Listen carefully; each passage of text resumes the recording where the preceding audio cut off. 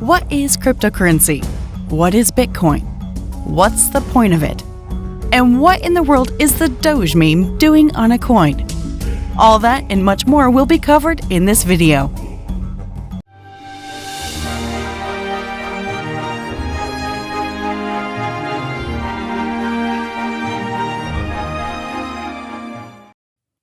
Cryptocurrency has taken the world by storm, and by cryptocurrency, the world thinks Bitcoin, which in a sense is not correct.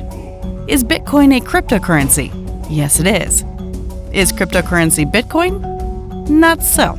Think of it like this. Is mango a fruit? Yes, it is. But is fruit a mango? No.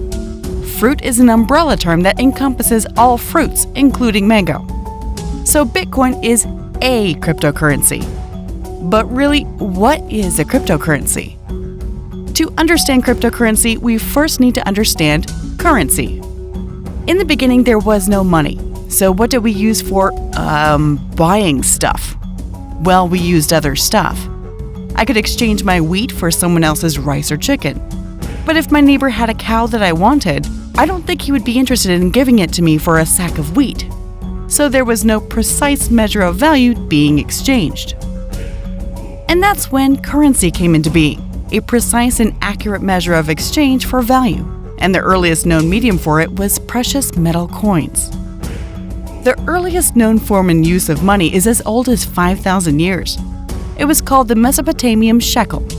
This included coins made from precious metals like gold and silver. From there, we came all the way to paper money, first used by the Chinese, who devised a system for its use in approximately 770 BC.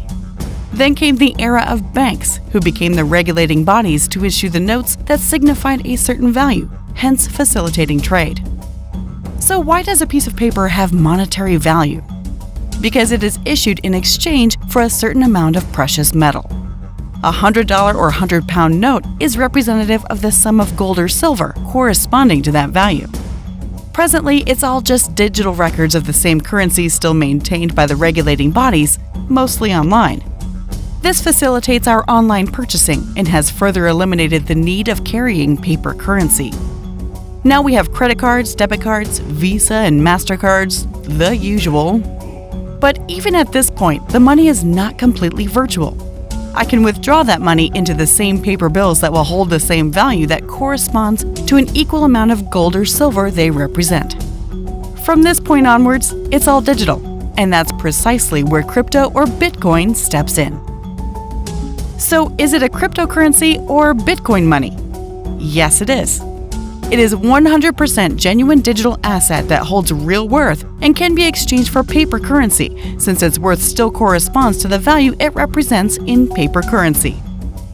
At the time of recording, one Bitcoin is worth $39,318.90 US, or 28,842.38 GBP.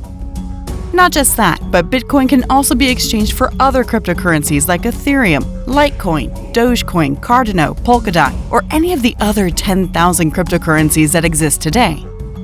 So cryptocurrencies are completely digital assets that hold real value and are created by computer networking software. But if they are completely digital, can anyone fake them? You see, the software used for their creation ensures they are highly secure for both trading as well as ownership. You must have heard the term blockchain thrown around a lot. That is the core technology used to support cryptocurrencies. It is highly secure and tamper-resistant. It maintains a record of every transaction and keeps a record of who owns what on a public ledger. Now, where did that come from? Okay, calm down. It's getting a bit messy, but bear with me. A public ledger is like a public record held by every user of a cryptocurrency. The record is also completely decentralized, meaning there is no central authority regulating or dictating it. Think of it like a central balance sheet spread across all users, which keeps getting updated with each transaction. Now that's the best way to ensure security, for if there is something wrong with one sheet, there will be thousands of sheets to verify it against, easily plucking out any fishy business. All public blockchains are decentralized, and each block keeps track of every previous and next transaction, updating with every new transaction. Still, what is it that's making them so secure? aside from all that recording of transactions? Well, there's a reason cryptocurrencies have crypto in their name. It is thanks to the use of cryptography that all the data recorded on the blockchain ledger is secured. The recorded data is encrypted to ensure that each user can access their own information alone. You can't peek at someone else's records. No one can peek at yours. That's it. You can also think of blockchain as a growing list of records that are called blocks.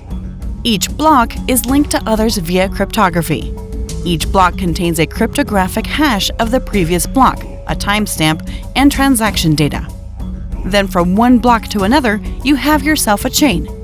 Blocks plus chain equals blockchain. Does it make sense? And that's just the tip of the iceberg. Thanks to blockchain, cryptocurrency is highly secure, where you don't have to provide them with unnecessary personal information. Your information is secure and not shared with any third party. There is a high degree of portability, as you can use them anywhere, anytime you like, around the world. Finally, since all transactions are published publicly, you cannot ask for better transparency than this. Little to no transaction fees and rapid transfer anywhere. No wonder the world is going crazy for it. Coming back to Bitcoin, people often wonder how the father of all cryptocurrencies came into being in the first place.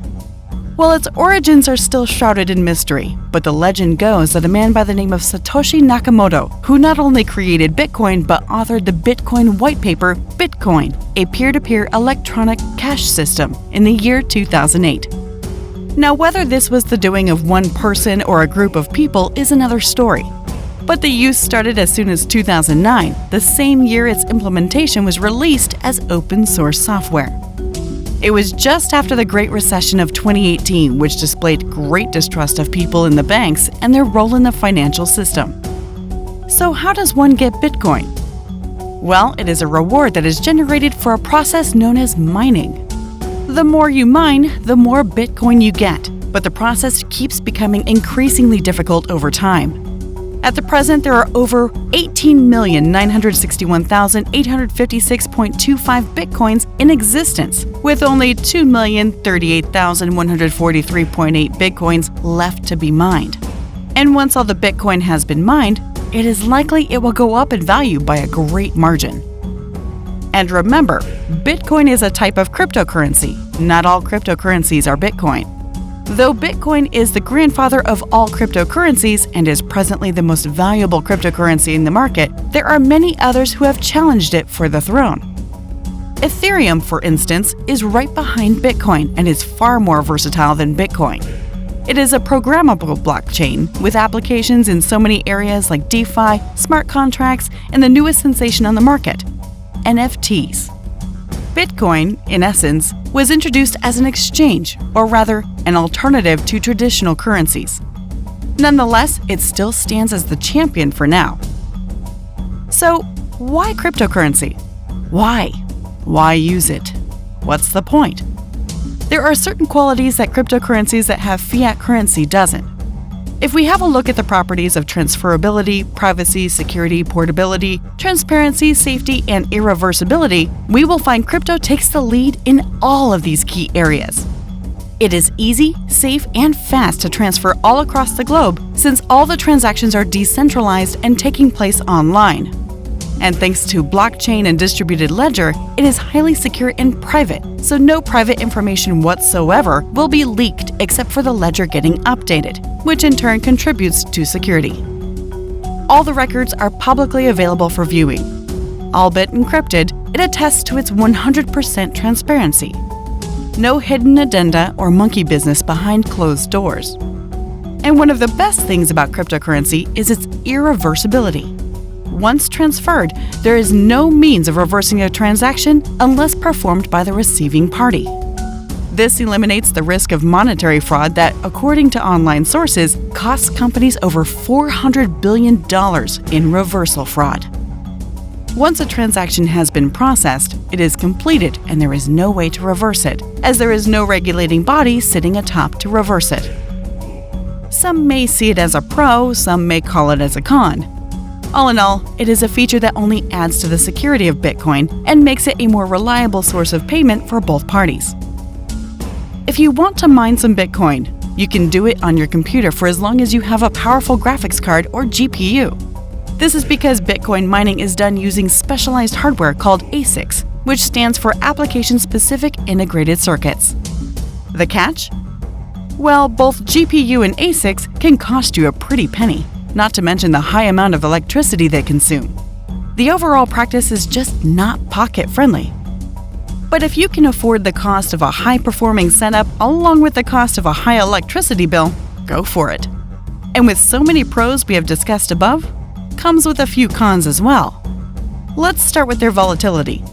Bitcoin had valued as much as $65,000 in February 2021 and fallen as low as $4,000 in 2017. The second and very obvious one would be to wrap your head around how complex it is. Honestly, if you don't completely understand the crypto investment, it is advised to first educate yourself as much as you can before you jump right in on the action. There are some scalability issues as well as where processing transactions can become slower. In fact, very, very slow.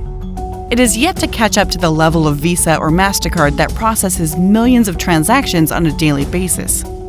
Finally, there are some security risks like hacking and phishing that can take hold of your crypto wallet and rob you of all your assets.